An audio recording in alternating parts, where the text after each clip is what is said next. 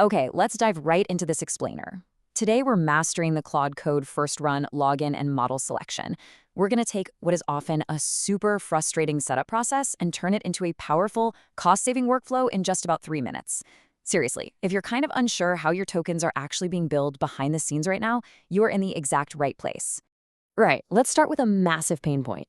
Picture this, you install Claude Code, you type Claude, hit enter, and literally nothing happens. You're just staring at a completely frozen terminal, waiting for an input prompt that you have absolutely no idea how to trigger. I've seen developers easily blow their first 30 minutes right here, instead of knocking out what should be a quick 5-minute setup. The real secret?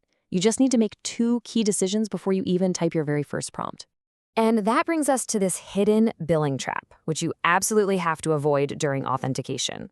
Look, if you're a subscription user, so Pro, Max, or Enterprise, you draw from a shared monthly pool, right? But if you accidentally leave an Anthropic API key set in your environment somewhere, that key acts as a hard override. Boom, you're suddenly getting billed per token. Sometimes people go for weeks before they even notice. But don't worry, one simple command can catch this instantly. So, to build the correct foundation, the first run flow really just requires 3 strict steps. First up, the install. You strictly want to use the native curl script. Do not, and I repeat, do not use sudo npm install, or you're just asking for painful permission errors. Next is authentication. This pops open a quick browser OAuth flow. You just do this once to cache your token locally and lock in the right billing path. And finally, you select your starting model. Okay, let's look at a pro workflow using a real-world example, fixing a nasty deadlock issue in a distributed task queue. You'd normally start your session using Sonnet, because it's fast and it's cheap.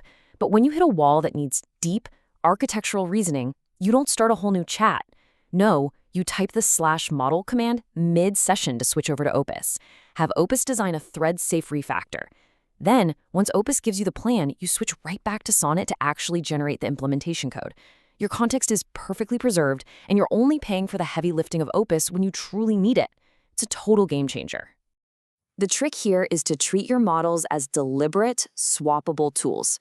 Keep Sonnet as your absolute default workhorse for, say, 80% of your everyday coding, refactoring, bug fixes, writing tests, the whole shebang. Only deploy Opus when the problem genuinely earns that higher quota cost. Use /model for those mid-session context switches, or you can use the -model flag at startup to just lock one in. And hey, here is an immediate action item for you.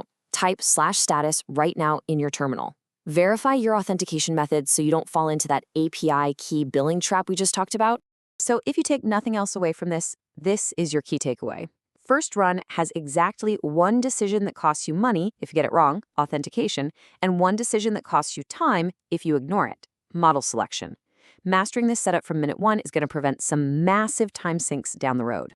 Which brings us to a final, pretty provocative question. Are you managing your tools, or are you letting your tools manage you? By taking just 5 minutes to actually nail your setup, you take full control of your workflow and your wallet.